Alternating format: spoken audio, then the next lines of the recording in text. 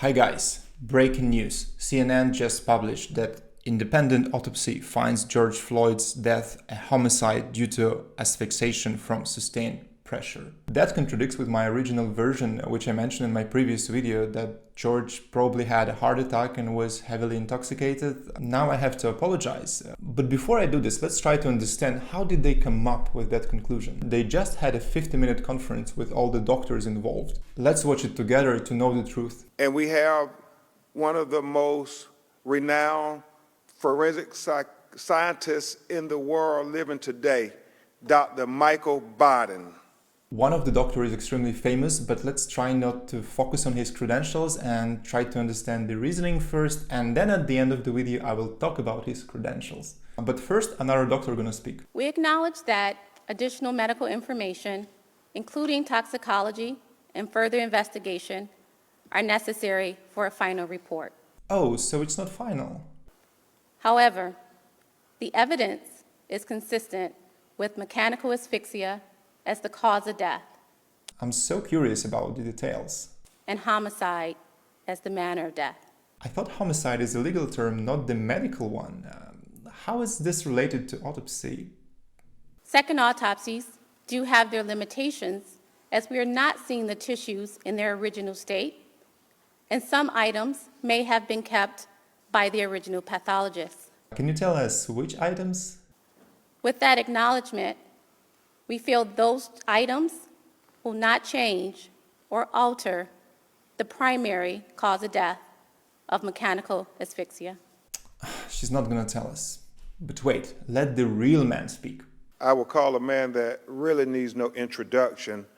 Dr. Michal Baden is one of the foremost forensic scientists in the world alive today. He has worked on some of the most high-profile autopsies in the modern era.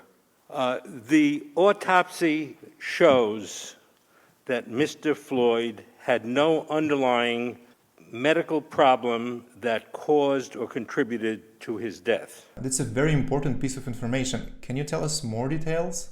This is confirmed by information provided to Dr. Wilson and myself from the family. He was in good health.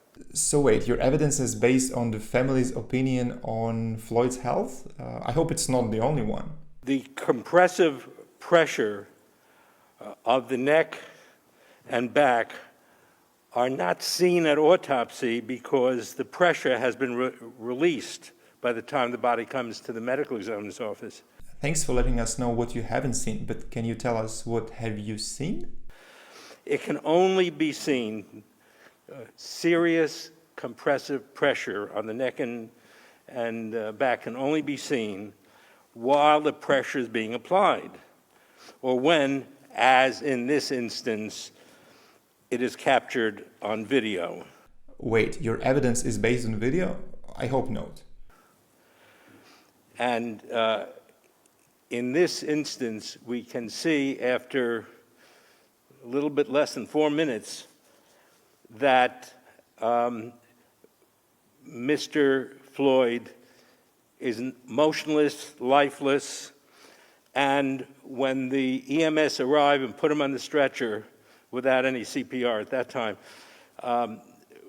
during the ambulance trip, he did not respond to CPR and did not respond to cardiac shock. Sure, we've all seen this on video. How it's related to your work of autopsy? The cause of death, in my opinion, is asphyxia due to compression of the neck, which, as Mr. Crump indicated, can interfere with blood flow and oxygen going to the brain, and compression of the back, which interferes with breathing. Sure, it can be true, but what are your proofs? When he said, "I can't breathe," unfortunately, many police are under the impression if you can talk, that means you're breathing. That is not true. I am talking and talking and talking and not breathing in front of you. Yes, you do. I hope you're alive. What's the point? And I think that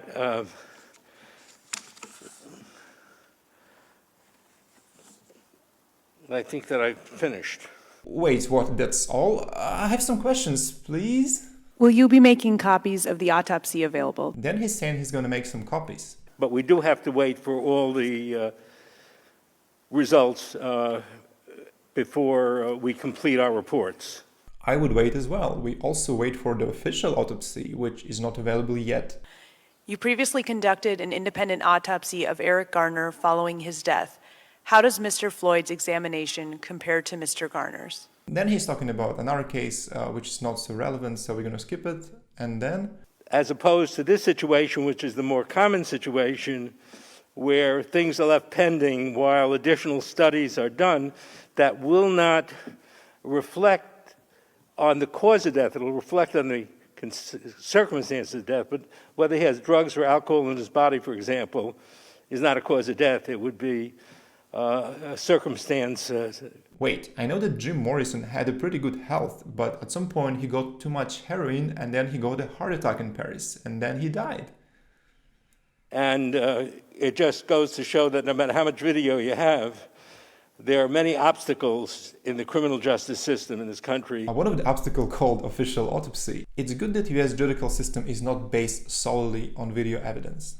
Oh, I apologize. Rena S. from KARE 11 News asks, and are the doctors basing the cause of death solely on the video and not the autopsy? Don't apologize. It's a great question. When looking at the case, the entire investigation, including the autopsy, are very important.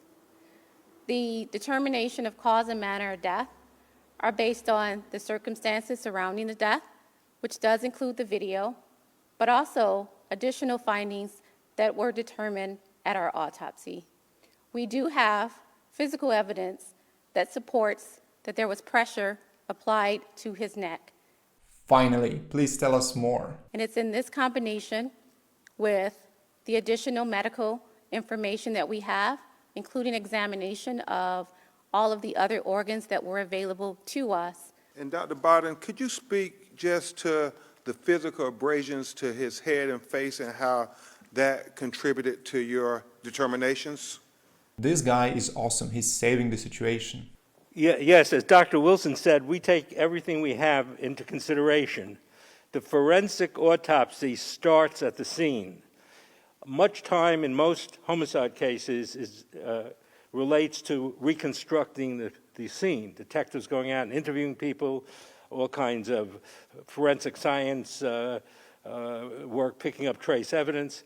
In this instance, the video tells you what the scene is. The video is real. The multiple videos are real. And then he's telling us again all those details about video, which we can skip. Including calling out for his mother, who had been dead for 3 years. And that is very disturbing. Now, what was the question?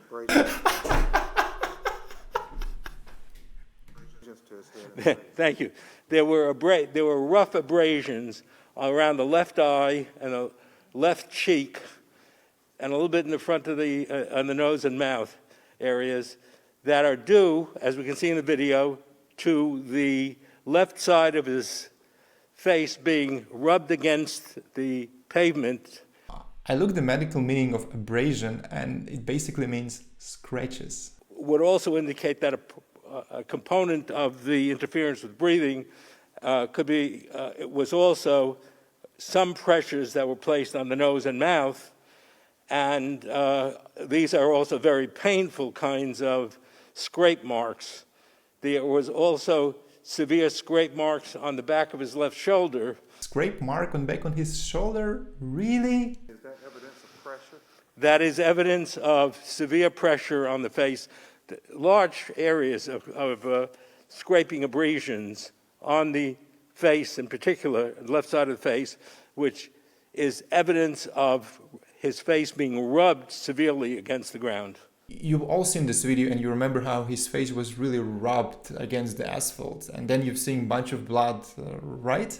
If your autopsy found any evidence of the heart disease or other underlying conditions? As I've mentioned previously, certain parts of the organs have been retained by the original pathologist. May I guess the name of the organ which was retained? Maybe it was heart? In the sections that we have and in the specimens that we examine, there is no significant underlying disease of the heart. Well, if you inspected scratches, sure, I agree. The sections of the vessels that we examined were clear of atherosclerosis. The sections that have been retained, we will examine once they can be made available to us. This is the whole press conference. Finito.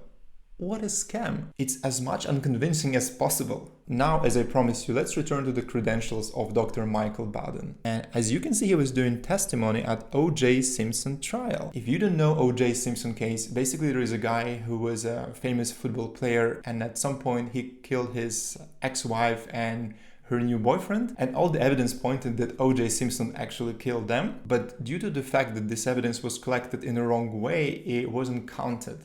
At the end, OJ Simpson was not convicted in murder at all. And you can read more about role of Michal Baden on Wikipedia. Baden testified that LAPD coroner Dr. Arvin Golden has made more than 30 mistakes during his autopsy of 2 victims, which diminished the credibility of their findings. If Baden's testimony was accurate, the murder took place closer to 11 p.m. and then Simpson had an alibi. After the trial, Baden stated that testifying for Simpson was a mistake, as it later harmed his reputation. He stated he lost credibility with his peers because of persecution, and the media portrayed him as a hired guy who sold himself to Simpson and deliberately gave misleading testimony in order to collect $165, which was way more back then. To summarize, we have a doctor which is known for forging autopsy, and he presented absolutely zero evidence, and he probably haven't done anything with the body. And in the same time, all the media is talking about this autopsy as being perfect and correct. This is crazy. Thanks for watching this video. Don't forget to like, share, and subscribe. Bye, and see you next time.